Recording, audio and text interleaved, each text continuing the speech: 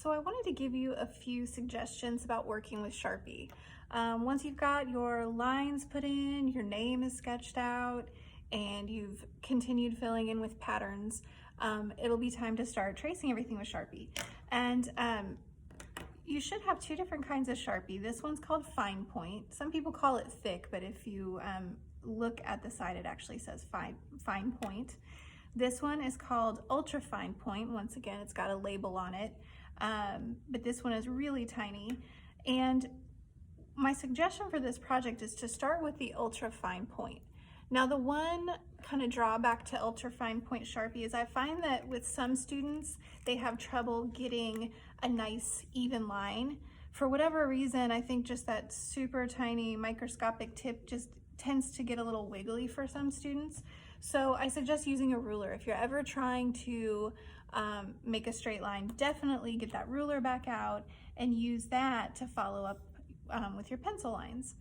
Another problem that I notice sometimes is, especially with a plastic or metal ruler, sometimes the Sharpie ink will get onto the ruler, and then as you move your ruler around, sometimes it transfers onto your paper and kind of smears the Sharpie ink a little bit in some spots, and that's kind of a bummer because we can't erase Sharpie, obviously. So one thing I like to do is just keep like a paper towel or a Kleenex handy, and after you make a line, if you notice that there's like a buildup of any kind on your ruler, I usually just kind of swipe that off. It's not a bad idea to clean your ruler before you start a new project too, because sometimes art supplies just kind of get built up on your ruler and create kind of a residue. With the thick Sharpie though, or technically the fine point Sharpie as we call it, with the thicker one you can go through and kind of make some of your lines bolder, but I usually wait to do that until I've got everything traced in fine point Sharpie, and then I can kind of see where I would want to make some lines a little bit thicker. So I'll just do a couple lines so that you can see. So here I've got some pencil lines that need to be traced in Sharpie, so I'm going to line up that ruler really nicely, find my starting point, and just make a nice smooth drag.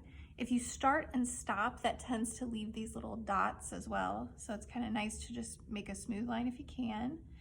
I'll do a couple more.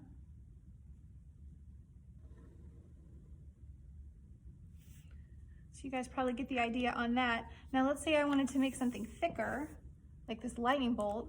I could go back, line up my ruler right with that ultra fine point line, and just kind of go back over it. If I see that I have some lines that I'd really like to make stand out or pop a little bit more, I can do that.